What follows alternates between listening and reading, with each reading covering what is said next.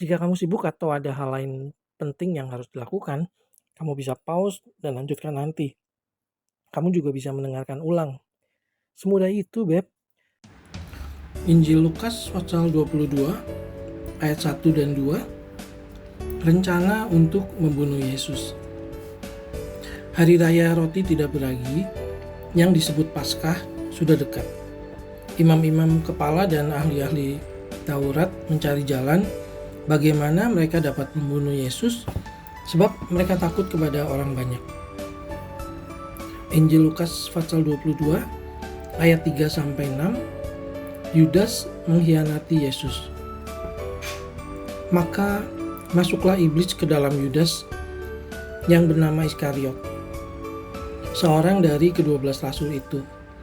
Lalu pergilah Yudas kepada imam-imam kepala dan kepala-kepala pengawal bait Allah dan berunding dengan mereka bagaimana ia dapat menyerahkan Yesus kepada mereka. Mereka sangat gembira dan bermufakat untuk memberikan sejumlah uang kepadanya. Ia menyetujuinya, dan mulai dari waktu itu ia mencari kesempatan yang baik untuk menyerahkan Yesus kepada mereka tanpa setahu orang banyak. Injil Lukas pasal 22 ayat 7 sampai 13. Maka tibalah hari raya roti tidak beragi, yaitu hari di mana orang harus menyembelih domba Paskah. Lalu Yesus menyuruh Petrus dan Yohanes, katanya, "Pergilah, persiapkanlah perjamuan Paskah bagi kita supaya kita makan." Kata mereka kepadanya, "Di manakah engkau kehendaki kami mempersiapkannya?" Jawabnya, "Apabila kamu masuk ke dalam kota, kamu akan bertemu dengan seorang yang membawa kendi berisi air. Ikutilah dia ke dalam rumah yang dimasukinya, dan katakanlah kepada tuan rumah itu, 'Guru bertanya kepadamu, di manakah ruangan tempat aku bersama-sama dengan murid-muridku akan makan Paskah?' Lalu orang itu akan menunjukkan kepadamu sebuah ruangan atas yang besar yang sudah lengkap. Disitulah kamu harus mempersiapkannya." Maka berangkatlah mereka, dan mereka mendapati semua seperti yang dikatakan Yesus kepada mereka. Lalu mereka mempersiapkan Paskah. Injil Lukas pasal 22 ayat 14 sampai 23. Penetapan perjamuan malam. Ketika tiba saatnya, Yesus duduk makan bersama-sama dengan rasul-rasulnya. Katanya kepada mereka, "Aku sangat rindu makan Paskah ini bersama-sama dengan kamu sebelum aku menderita. Sebab aku berkata kepadamu, aku tidak akan memakannya lagi sampai ia beroleh kegenapannya dalam kerajaan Allah." Kemudian ia mengambil sebuah cawan, mengucap syukur lalu berkata, "Ambillah ini dan bagikanlah di antara kamu. Sebab aku berkata kepada kamu, mulai dari sekarang ini, aku tidak akan minum lagi hasil pokok anggur sampai kerajaan Allah telah datang." Lalu ia mengambil roti, mengucap syukur, memecah-mecahkannya, dan memberikannya kepada mereka, katanya, "Inilah tubuhku yang diserahkan bagi kamu. Perbuatlah ini menjadi peringatan akan aku." Demikian juga dibuatnya dengan cawan sesudah makan. Ia berkata, "Cawan ini adalah perjanjian baru oleh darahku yang ditumpahkan bagi kamu. Tetapi lihat, tangan orang yang menyerahkan aku ada bersama dengan aku di meja ini. Sebab Anak Manusia memang akan pergi seperti yang telah ditetapkan. Akan tetapi celakalah orang yang olehnya ia diserahkan." Lalu mulailah mereka mempersoalkan siapa di antara mereka yang akan berbuat demikian. Injil Lukas pasal 22 ayat 24 sampai 38. Percakapan waktu perjamuan malam. Terjadilah juga pertengkaran di antara murid-murid Yesus. Siapakah yang dapat dianggap terbesar di antara mereka? Yesus berkata kepada mereka, "Raja-raja bangsa-bangsa memerintah rakyat mereka dengan orang-orang yang menjalankan kuasa atas mereka disebut pelindung-pelindung. Tetapi kamu tidaklah demikian, melainkan yang terbesar di antara kamu hendaklah menjadi sebagai yang paling muda dan pemimpin sebagai pelayan. Selamat, kamu sudah melakukan langkah pertama. Bahkan perjalanan 1000 mil pun dimulai dengan langkah pertama. Sebab siapakah yang lebih besar, yang duduk makan atau yang melayani? Bukankah dia yang duduk makan? Tetapi aku ada di tengah-tengah kamu sebagai pelayan. Kamulah yang tetap tinggal bersama-sama dengan aku dalam segala pencobaan yang aku alami. Dan aku menentukan hak-hak kerajaan bagi kamu, sama seperti Bapakku menentukannya bagiku, bahwa kamu akan makan dan minum semeja dengan aku di dalam kerajaanku, dan kamu akan duduk di atas tahta untuk menghakimi ke-12 suku Israel. Simon, Simon, lihat, iblis telah menuntut untuk menampi kamu seperti gandum. Tetapi aku telah berdoa untuk engkau, supaya imanmu jangan gugur. Dan engkau, jikalau engkau sudah insaf, kuatkanlah saudara-saudaramu. Jawab Petrus, Tuhan, aku bersedia masuk penjara dan mati bersama-sama dengan engkau. Tetapi Yesus berkata, aku berkata kepadamu, Petrus, hari ini ayam tidak akan berkokok sebelum engkau 3 kali menyangkal bahwa engkau mengenal aku. Lalu ia berkata kepada mereka, ketika aku mengutus kamu dengan tiada membawa pundi-pundi, bekal dan kasut, adakah kamu kekurangan apa-apa? Jawab mereka, suatu pun tidak. Katanya kepada mereka, tetapi sekarang ini siapa yang mempunyai pundi-pundi? Hendaklah ia membawanya. Demikian juga yang mempunyai bekal, dan siapa yang tidak mempunyainya, hendaklah ia menjual jubahnya dan membeli pedang. Sebab aku berkata kepadamu bahwa nas kitab suci ini harus digenapi padaku. Ia akan terhitung di antara pemberontak-pemberontak, sebab apa yang tertulis tentang aku sedang digenapi. Kata mereka, Tuhan, ini 2 pedang. Jawabnya, sudah cukup. Injil Lukas pasal 22 ayat 39 sampai 46 di Taman Getsemani. Lalu pergilah Yesus keluar kota dan sebagaimana biasa ia menuju Bukit Zaitun. Murid-muridnya juga mengikuti dia. Setelah tiba di tempat itu, ia berkata kepada mereka, berdoalah supaya kamu jangan jatuh ke dalam pencobaan. Kemudian ia menjauhkan diri dari mereka kira-kira sepelempar batu jaraknya. Lalu ia berlutut dan berdoa katanya, ya Bapakku, jikalau engkau mau, ambillah cawan ini daripadaku. Tetapi bukanlah kehendakku, melainkan kehendak-Mu lah yang terjadi. Maka seorang malaikat dari langit menampakkan diri kepadanya untuk memberi kekuatan kepadanya. Ia sangat ketakutan dan makin bersungguh-sungguh berdoa. Peluhnya menjadi seperti titik-titik darah yang bertetesan ke tanah. Lalu ia bangkit dari doanya dan kembali kepada murid-muridnya. Tetapi ia mendapati mereka sedang tidur karena duka cita.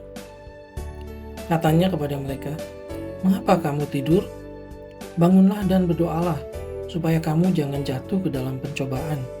Jangan lupa di-subscribe, biar aku bisa bacain Alkitab buat kamu setiap hari. Injil Lukas pasal 22, ayat 47 sampai 53, Yesus ditangkap. Waktu Yesus masih berbicara, datanglah serombongan orang. Sedang muridnya yang bernama Yudas, seorang dari ke-12 murid itu, berjalan di depan mereka. Yudas mendekati Yesus untuk menciumnya. Maka kata Yesus kepadanya, "Hai Yudas, engkau menyerahkan anak manusia dengan ciuman?" Ketika mereka yang bersama-sama dengan Yesus melihat apa yang akan terjadi, berkatalah mereka, "Tuhan, mestikah kami menyerang mereka dengan pedang?" Dan seorang dari mereka menyerang hamba imam besar sehingga putus telinga kanannya. Tetapi Yesus berkata, "Sudahlah itu." Lalu ia menjamah telinga orang itu dan menyembuhkannya. Maka Yesus berkata kepada imam-imam kepala dan kepala-kepala pengawal bait Allah, serta tua-tua yang datang untuk menangkap dia, katanya, "Sangkamu aku ini penyamun, maka kamu datang lengkap dengan pedang dan pentung. Padahal tiap-tiap hari aku ada di tengah-tengah kamu di dalam bait Allah, dan kamu tidak menangkap aku. Tetapi inilah saat kamu, dan inilah kuasa kegelapan itu." Injil Lukas pasal 22 ayat 54 sampai 62. Petrus menyangkal Yesus. Lalu Yesus ditangkap dan dibawa dari tempat itu. Ia digiring ke rumah imam besar dan Petrus mengikuti dari jauh. Di tengah-tengah halaman rumah itu orang memasang api dan mereka duduk mengelilinginya. Petrus juga duduk di tengah-tengah mereka. Seorang hamba perempuan melihat dia duduk dekat api. Ia mengamati-amatinya lalu berkata, "Juga orang ini bersama-sama dengan dia." Tetapi Petrus menyangkal, katanya, "Bukan, aku tidak kenal dia." Tidak berapa lama kemudian, seorang lain melihat dia lalu berkata, "Engkau juga seorang dari mereka?" Tetapi Petrus berkata, "Bukan, aku tidak." Dan kira-kira sejam kemudian, seorang lain berkata dengan tegas, "Sungguh, orang ini juga bersama-sama dengan dia, sebab ia juga orang Galilea." Tetapi Petrus berkata, "Bukan, aku tidak tahu apa yang engkau katakan." Seketika itu juga sementara ia berkata, berkokoklah ayam. Lalu berpalinglah Tuhan memandang Petrus. Maka teringatlah Petrus bahwa Tuhan telah berkata kepadanya, "Sebelum ayam berkokok pada hari ini, engkau telah 3 kali menyangkal aku." Lalu ia pergi keluar dan menangis dengan sedihnya. Injil Lukas pasal 22 ayat 63 sampai 71. Yesus di hadapan mahkamah agama. Dan orang-orang yang menahan Yesus mengolok-olokkan dia dan memukulinya. Mereka menutupi mukanya dan bertanya, "Cobalah katakan, siapakah yang memukul engkau?" Dan banyak lagi hujat yang diucapkan mereka kepadanya. Dan setelah hari siang, berkumpullah sidang para tua-tua bangsa Yahudi dan imam-imam kepala dan ahli-ahli Taurat. Lalu mereka menghadapkan dia ke mahkamah agama mereka. Katanya, "Jikalau engkau adalah Mesias, katakanlah kepada kami," jawab Yesus. "Sekalipun aku mengatakannya kepada kamu, namun kamu tidak akan percaya. Dan sekalipun aku bertanya sesuatu kepada kamu, namun kamu tidak akan menjawab. Mulai sekarang, Anak Manusia sudah duduk di sebelah kanan Allah yang Maha Kuasa." Kata mereka semua, "Kalau begitu, engkau ini anak Allah." Jawab Yesus, "Kamu sendiri mengatakannya bahwa akulah anak Allah." Lalu kata mereka, "Untuk apa kita perlu kesaksian lagi? Kita ini telah mendengarnya dari mulutnya sendiri." 85-86 ayat sehari. Selesai dengar Alkitab dalam 1 tahun? Kamu bisa, kita pasti bisa. Injil Lukas pasal 23 ayat 1-7. Yesus di hadapan Pilatus.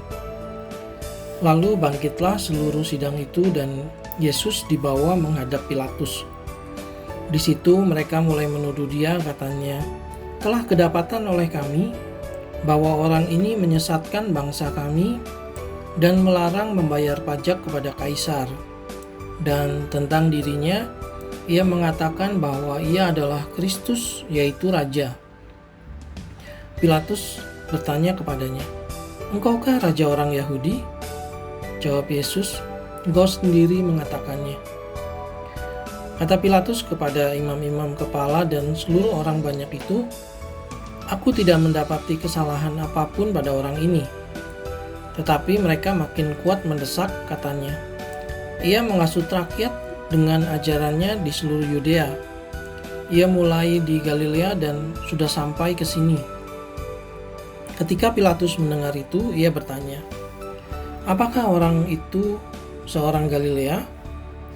Dan ketika ia tahu bahwa Yesus seorang dari wilayah Herodes, ia mengirim dia menghadap Herodes, yang pada waktu itu ada juga di Yerusalem.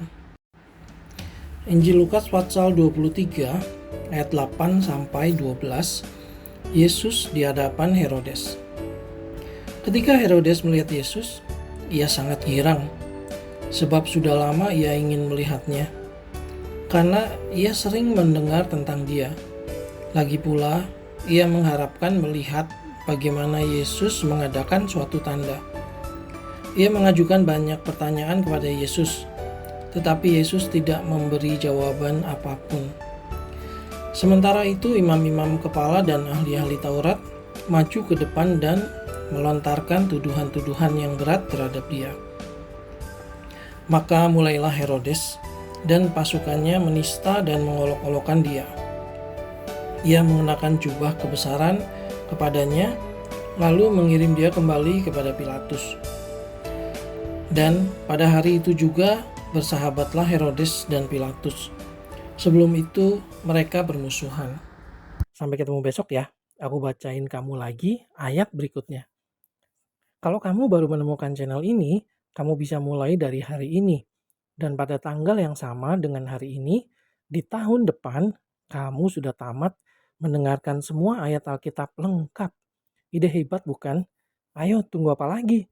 Tekan tombol subscribe-nya sekarang.